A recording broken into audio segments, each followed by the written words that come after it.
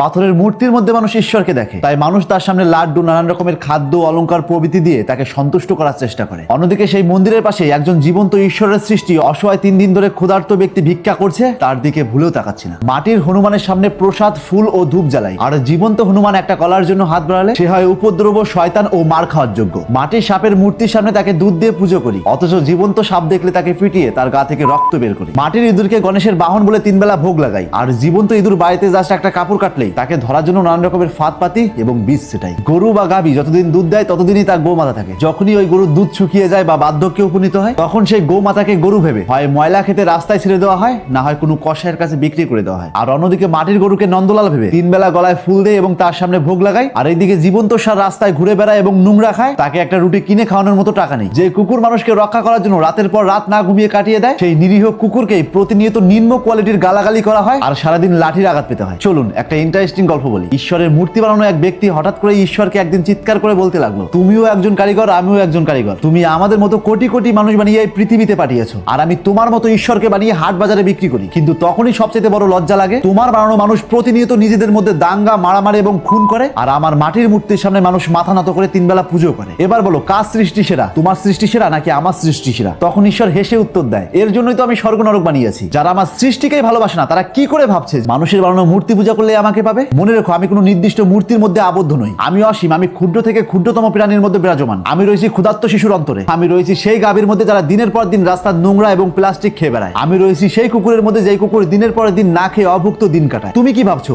যে ব্যক্তি একজন অসহায় শিশুকে দুধ না দিয়ে আমার মূর্তির উপর দুধ ঢাললে আমাকে পাবে, কিংবা একজন গরিব বাচ্চাকে পয়সা না দিয়ে সেই পয়সা গঙ্গায় ঢাললে আমাকে পাবে, এমনকি নিজের বাবা মাকে না দেখে দিনরাত দান করলে আমাকে পাবে? তোমরা আমার বানানো মূর্খ জাতি। তোমরা মাটির মূর্তির মধ্যে ভগবানকে দেখে বাতাসে ছিটাও, কিন্তু এটা দেখতে পাও না আমি একজন ক্ষুধার্ত শিশু, ক্ষুধার্ত অসহায় মানুষ হয়ে মন্দিরের সামনে বসে আছি এটা দেখার জন্য কে আমাকে অন্তর থেকে ভালোবাসে আর কে আমাকে স্বার্থের জন্য ভালোবাসে। যে পৃথিবীর ক্ষুদ্রতম প্রাণী থেকে সুবিশাল প্রাণী পর্যন্ত খাবারের দায়িত্ব নিয়েছি আমি একা, সেখানে তুমি কি করে ভাবছো 2 টাকার বাতাসা আর 10 টাকার দুধ দিয়ে আমাকে সন্তুষ্ট করতে পারবে, আমার পেট ভরাতে পারবে? মনে রেখো, আমি ভক্ত নয়, আমি ভক্তি দেখি। আর সবকিছুর পরিপ্রেক্ষিতে একটা কথাই বলতে চাই, মানুষ পাথরের মূর্তিকে এই কারণেই বেশি ভালোবাসে কারণ পাথর কখনো প্রতিবাদ করে না। পাথরের মূর্তির সামনে যা খুশি অর্পণ করা যায়, কিন্তু পাথর কখনো তার অধিকার চেয়ে বসে না। সে কখনো ক্ষুধার কথা বলে না, কিংবা আপনার অন্যায়ের বিরুদ্ধে আঙুল তুলে না। পাথরকে তুষ্ট করা সহজ, কিন্তু একজন জীবন্ত মানুষের চোখের জল মোছানো খুবই কঠিন। আমরা মাটির মূর্তিকে সোনা দিয়ে মুড়িয়ে দেই কারণ তাতে আমাদের দম্ভ প্রকাশ পায়, কিন্তু একজন ক্ষুধার্তকে অন্ন দিলে তাতে কেবল আত্মতৃপ্তি পাওয়া যায়, কোনো দেখনদারি হয় না। আসলে আমরা ঈশ্বরকে ভালোবাসি না, আমরা ভালোবাসি আমাদের স্বার্থকে। আমরা দাতা হতে চাই না, আমরা হতে চাই ক্রেতা। আমরা দান করি এই আশায় যাতে এর বিনিময়ে ঈশ্বর আমাকে দ্বিগুণ দেন। কিন্তু মনে রাখবেন, ঈশ্বর কোনো ব্যবসায়ী নয় যে তাকে ঘুষ দিয়ে কেনাকাটা করবেন। যেদিন আপনি আপনার বাড়ির কাজের লোকের ক্ষুধার্ত মুখ দেখে কিংবা রাস্তার ক্ষুধার্ত কুকুরকে দেখে অস্থির হবেন, সেদিনই বুঝবেন আপনার আত্মার মধ্যে ঈশ্বর বসবাস করছে। কারণ জীব প্রেম করে যেইজন, সেইজন সে বিষয়ে ঈশ্বর। তাই একটা কথা সব সময় মনে রাখবেন, মানুষ আজ ঈশ্বরকে খোঁজে মন্দিরে, মসজিদে বা গির্জায়, কিন্তু মানুষ এটা ভুলে যায় ঈশ্বর কখনোই পাথরের মূর্তির মধ্যে বন্দী ছিল না। তিনি লুকিয়ে থাকেন মানুষের আচরণের মধ্যে, মানুষের বিবেকের মধ্যে এবং মানুষের মানবিকতায়। যেখানে একজন মানুষ আরেকজন মানুষের পাশে দাঁড়ায়, যেখানে ক্ষুধার্তকে খাবার দেওয়া হয়, যেখানে অসহায়কে অপমান নয় সম্মান দেওয়া হয়, যেখানে প্রাণীকে ঘৃণা নয় করুণা শেখানো হয়, মনে রাখবেন সেখানেই প্রকৃত ঈশ্বরের বাস।